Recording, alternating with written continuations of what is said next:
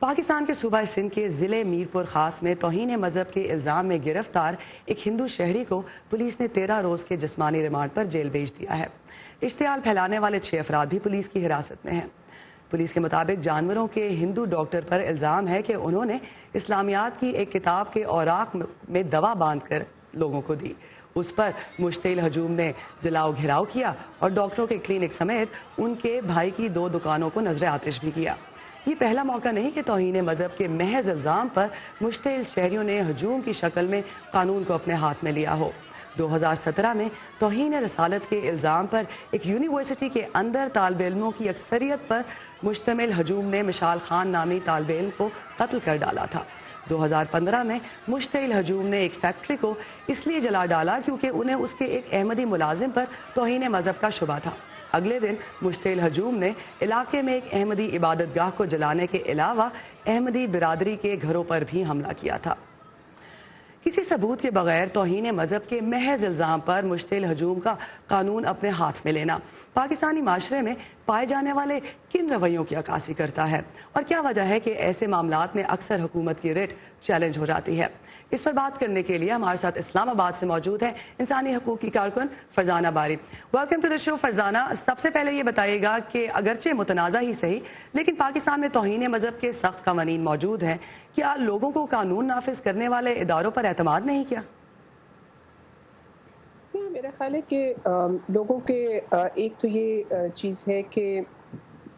ہمارے ہاں جو بہت عدم برداشت اور خاص طور پہ جو مذہب کے حوالے سے جو تعصب پہ مبنی رویے ہیں وہ بہت زیادہ تیزی سے پھیل رہے ہیں، اور بہت سارے ایسے گروہ جو ہیں اب وہ دیہاتوں میں اور گلی محلے کی سطح پہ بھی آپریٹ کر رہے ہیں جو لوگوں کو اس طرح کا اشتعال بھی دلاتے ہیں۔ دوسری بات یہ ایک فیکٹ ہے کہ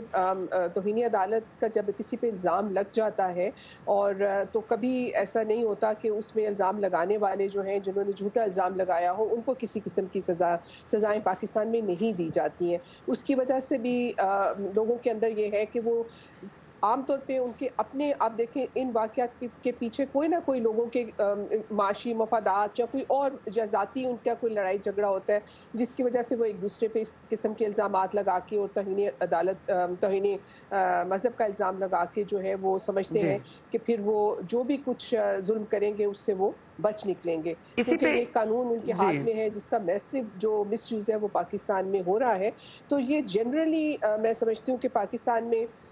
یہ جو مذہب کے حوالے سے ایک شدت پسندی کے رجحانات ہیں اس کے اندر اضافہ بھی ہو رہا ہے، اور اس کے پیچھے اکثر ہم یہ دیکھتے ہیں کہ ایسے مذہبی گروہ جو ہیں ان کے کوئی نہ کوئی افراد شامل ہوتے ہیں جو لوگوں کو اشتعال دلاتے ہیں، اور اس طرح سے فرزانہ یہاں پہ میں یہی سوال آپ سے پوچھنا چاہ رہی تھی کہ معاشی اور سیاسی آپ سمجھتی ہیں کوئی سوچ ہے جو اس طرح کے اشتعال انگیزی کے پیچھے کار فرما؟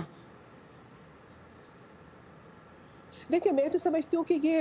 مذہبی جذبات سے زیادہ ایکچولی ان واقعات کے پیچھے جو ہے وہ دوسری جو ہے محرکات ہوتے ہیں، وہ معاشی بھی ہو سکتے ہیں، وہ آپ کے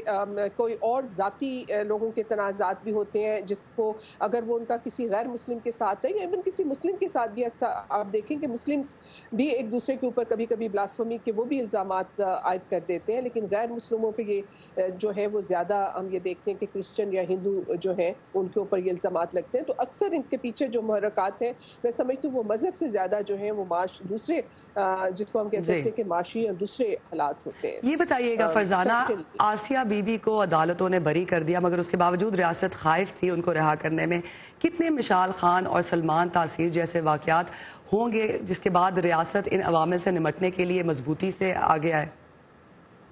دیکھیں میں سمجھتی ہوں کہ ریاست کی کوئی دلچسپی نہیں ہے، اگر ریاست کی دلچسپی ہوتی تو یہ بلاسفمی کا جو قانون ہے جو اتنا زیادہ میسولی مس یوز ہو رہا ہے، اس کا غلط استعمال ہو رہا ہے، تو اگر ریاست لوگوں کو پروٹیکشن دینے میں ان کا تحفظ دینے میں سنجیدہ ہوتی تو وہ جو بلاسفمی کا لا ہے اس کو ہی تبدیل کرنے کی ضرورت ہے۔ اور میں نہیں سمجھتی کہ پاکستان کی ریاست جو ہے وہ اس کی کوئی دلچسپی ہے، اس طرح کے واقعات میں دن بدن اضافہ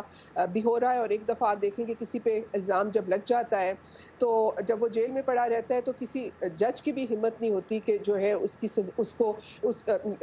کو ایک طرح سے اگر وہ بے گناہ ہے تو وہ یہ فیصلہ کرے کہ وہ بے گناہ اور اس کو چھوڑ دیا جائے، کیونکہ ایسے ججز جو ہیں ان کے اوپر بھی ماضی میں حملے ہو چکے ہیں جنہوں نے بلاسفمی کے الزام کے اندر جو لوگ تھے ان کو چھوڑا ہے۔ تو میں یہ سمجھتی ہوں کہ سب سے زیادہ اس میں یہی ہے کہ لوگوں کو پتہ ہے کہ ریاست نے ان کے ہاتھ میں ایک ایسا ہتھیار دے دیا ہے، ان مذہبی شدت پسندوں کے ہاتھ میں جو نفرتوں کا کاروبار پاکستان جی میں کر رہے ہیں، ان کے ہاتھ میں ایک ایسا ہتھیار آ گیا ہے کہ جس کا وہ بڑی آسانی سے استعمال کرتے ہیں۔ اور جی آپ دیکھیں کہ جو نیا ٹرینڈ ہے پاکستان میں کہ موبز کی صورت میں اب حملہ کرتے ہیں، جس کی وجہ سے یہ ہے کہ لوگوں کو کولیکٹیو پنشمنٹ کیونکہ نہیں ہو سکتی ہے، جی بالکل اس سے فرزانہ اکثر یہ ہوتا باری، ہے کہ لوگ وقت بچ کی جاتے ہیں۔ کمی کی وجہ سے مجھے آپ سے اجازت لینی ہوگی. Thank you so much for being with us. ہم بات کر رہے تھے بلاسفمی کا خالی الزام لگنے پر مشتعل ہجوم کے رویوں کے بارے میں. Thank you Farzana.